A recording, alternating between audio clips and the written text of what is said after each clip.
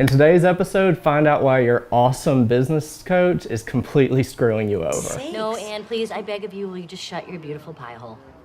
Just sit there, let me stare at you, while you silently support me on this game plan. Leslie? Shh, Anne. Leslie? Your quiet support means the world to me, as well as your tacit endorsement of all my behaviors. So over the past decades, there's been this huge influx of professional coaches, and you can get a coach for pretty much anything imaginable.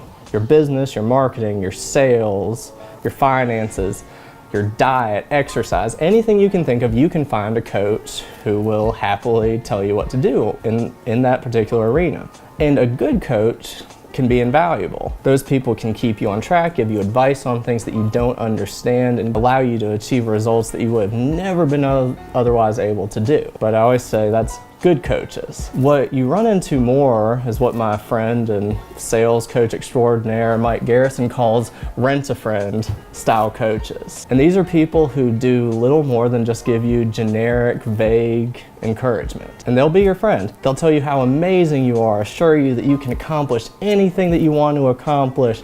The sky's the limit for you. Just give you encouragement, just tell you how great you are and how you can do anything you possibly want to achieve. But they don't really say anything aside from that. It's just encouragement that's generic, vague, and nothing specific. And a lot of times the way they structure it is to where it's designed to where they don't actually give you specific advice or come up with the game plan. They just support you on whatever you come up with and whatever conclusions you already arrive at. And what this always reminds me of is what they call the Noh Smile in Memoirs of a Geisha. And at the beginning of the book, there's a quote where one of the patrons of this geisha is saying that he visited this small town that was this kind of dingy fishing village.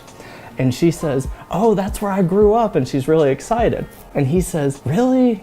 You grew up there? That can't be possible." And what she does is she implements what she called the Noh Smile, where it's this vague, generic smile to where what she means by it is left up to the interpretation of whoever's looking at her. So whatever they wanted that smile to mean is what they assume she's saying. So in the book, he grunts, takes a drink of his sake and says, "Oh, I knew that's not possible. That would be like making tea from a bucket of toilet water." So that's why you're so funny. Your little jokes, you almost make me think they're real, because that smile was by design only there for him to interpret it at however he wanted to interpret it. And that's what you run into with a lot of these rent-a-friend style coaches. They just encourage you and let you dictate whatever the path is, which is kind of genius because then they can never be wrong, because they're not the ones giving any specific advice to where they could make an error, because ultimately they're just putting it all back on you, whatever the decision is. So I'll tell anybody who's thinking about